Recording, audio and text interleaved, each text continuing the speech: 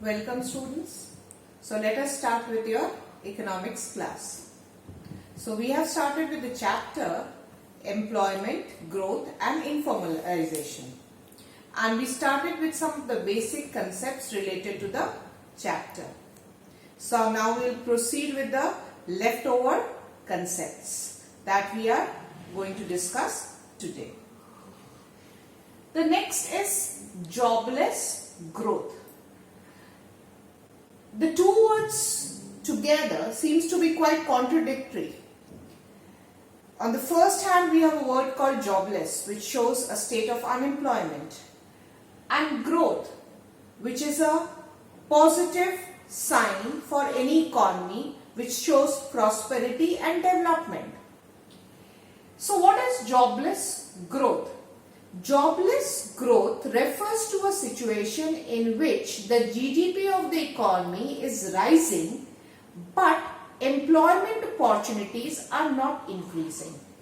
So it is a situation known as jobless growth, which is a very alarming situation, because although the national income, the national output is increasing, but there is a vast majority of the people who are still unemployed.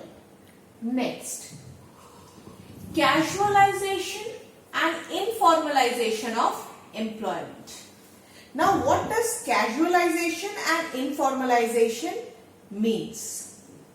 Casualization means increase in the number of casual laborers.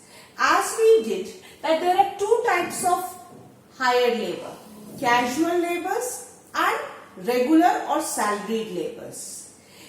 The number of casual laborers who are being hired on an informal basis without a proper job structure, that means they are basically employed in the unorganized sector where they have no separate or well-defined procedure of work, nature of work, regularity of employment, the appointment as well as termination is not well defined, there is lack of job security. This is known as the informal sector. And the number of people increasing, getting employed in the informal sector is increasing, whereas employment in the formal sector is not increasing reasonably. So casualization refers to a situation in which the percentage of casually hired worker tends to rise over time, and this is basically in the informal or unorganized sector. Whereas informalization refers to a situation in which people find more employment in the informal sector. Casualization means increase in the number of casual workers, you can remember it like this, and informalization means increase in the employment in the informal or unorganized sector. Next, now we are going to define the situation unemployment. Now we have heard this word times out of number, but technically we should know what the word exactly means when you use it in economics. Unemployment means if a person is willing to work, has the ability to do a work, and is also ready to accept the prevailing wages, but still is unable to find a job, is known as unemployment. So he must have the willingness to work, the ability to work, and he must be ready to accept the prevailing wages. Despite of these three conditions being fulfilled, if he does not get a job, he is said to be unemployed. Now, what is unemployment rate? It is important to find out what is the rate of unemployment in any economy. That means what is the ratio in which the number of unemployment in an economy increases or decreases. Now, how we find it out? We find it out by calculating the total number of unemployed people by dividing it by the total size of the labor force into 100, which gives us the rate of unemployment.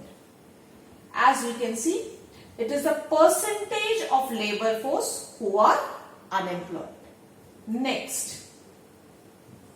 Now the next topic that we would deal with is the types of unemployment. Now we would deal with the topic unemployment in detail, and we'll get to know what are the different types of unemployment. Basically, we have divided unemployment in two categories. Three categories. One, rural unemployment, then urban unemployment, and then we have categorized as the third category as the other types of unemployment, which can be found in the rural as well as urban sector.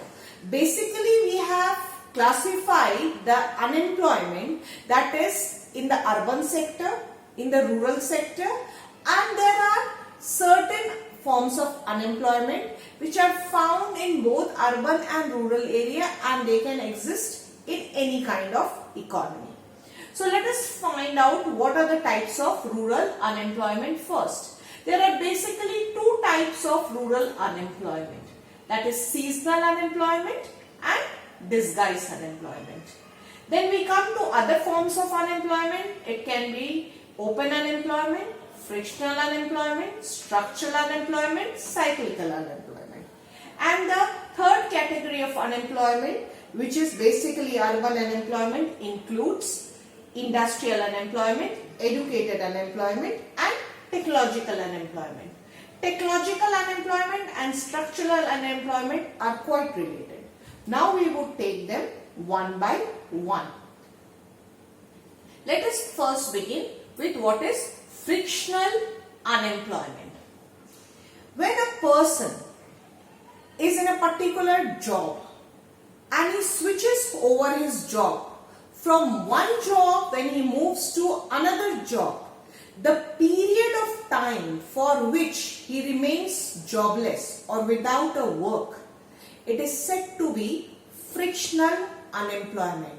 So it is the period of time for which a person tends to remain unemployed when he quits a job till he finds another job. It is defined as an unemployment that occurs because people are moving or changing occupation. Now we move to the next one, that is structural unemployment. In any industry, in any type of work, we often find that due to modernization, new techniques and new procedures of work are introduced. When new techniques, new procedure, new methods of work is introduced, it takes time for the people of that industry or that unit to learn the new methods. For example, if a new factory is set up and the old methods are replaced by new methods and the labor intensive techniques are abandoned with installation of modern machines, now the staffs, the members will take time to learn how to operate these new machines. Due to the change in the structure of operation of the work, this kind of unemployment is caused. Now the factory will need a new set of workers who are trained enough to run these modern machines. So now the people are rendered jobless because of the change in the structure of work. This is known as structural unemployment. Structural unemployment arises due to technical changes as automation or in changes in composition of output and variation of the types of product due to new demand. Similarly, if the nature of demand changes, a company was producing a particular kind of good, now the company switches over from this good to another good. Now the kind of workers and labor force it would need would be a different set of workers as compared to what it was earlier employing. So now new workers will be employed who have different skills and expertise, and the structure has changed, and for this period the old set of workers will remain unemployment, known as structural unemployment. Now we move to the next one. cyclical unemployment. Now what is cyclical unemployment? Cyclical unemployment is basically faced by capitalist economies where there are cyclical ups and downs. There are continuous trade cycles of inflation, deflation, recession and recovery. Because of these trade cycles, cyclical unemployment is faced. During the period of inflation, when the production of output is high, price is rising, the employment suddenly increases. But gradually as the demand decreases and the output and the production tends to fall, there is recession and finally it leads to depression. During the phase of depression, when the output is curtailed, the production comes down, unemployment is faced. As such that the people who are in work are removed from work. They are said to face cyclical unemployment. Cyclical unemployment are due to booms and depressionary phases that an economy faces, generally faced or seen in a capitalist economy. So these are the types of unemployment that we have discussed today. I expect you to go through these different types of unemployment and the other concepts that we dealt in today's class and make your systematic notes in point-wise format.